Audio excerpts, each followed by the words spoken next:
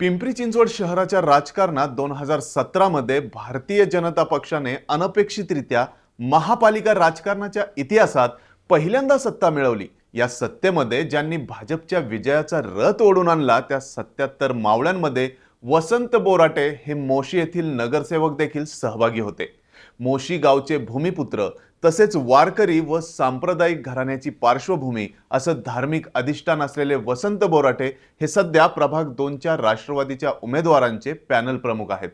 वसंत बोराटे हे शहरातील पहिले असे भाजपचे नगरसेवक म्हणता येतील की ज्यांनी थेट आमदार लांडगे यांच्या कार्यपद्धतीला वैतागून पक्ष सोडला। आपल्याला सन्मानाने वागवलं जात नाही हे कारण सांगून फेब्रुवारी 2022 मध्ये त्यांनी राष्ट्रवादीमध्ये प्रवेश केला। बोराटे यांच्या प्रमाणेच आणखीन काही भाजपचे नगरसेवक देखील आमदारांवर नाराज होतेच, मात्र सहनही होत नाही आणि सांगताही येत नाही अशी अवस्था त्यांची झाली होती। परंतु कोंडलेली वाफ बाहेर सोडण्याची पहिली कामगिरी वसंत बोराटे यांनी केली। याच प्रभागातील रुपाली अल्लाट या मागील निवडणुकीत थोडक्यात पराभूत झाल्या होत्या।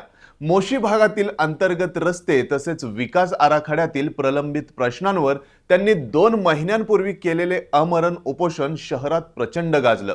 शिवसेना उबाटा पक्षाच्या महिला शहर प्रमुख म्हणून त्यांनी यापूर्वी चांगलं काम पाहिलं होतं। या निवडणुकीत त्यांनी राष्ट्रवादीमध्ये प्रवेश करून प्रभाग 2 मधून आव्हान उभं केलंय।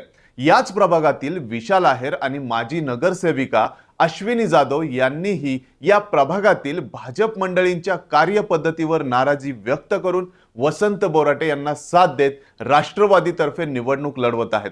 थोडक्यात चिखली मोशी सारख्या भाजपचं बलस्थान असलेल्या पट्ट्यात भाजपला भविष्य काळात आव्हान निर्माण होईल अशी कोणी कल्पनाही केली नसताना या चौघांनी राष्ट्रवादीचा झेंडा हाती घेऊन दिलेलं आव्हान मतदार आता कोणाला स्वीकारतात हे पाहणं औत्सुक्याचं ठरणार आहे। तोपर्यंत तुम्ही पाहत रहा PCMC न्यूज चॅनल पिंपरी चिंचवडकरांचं।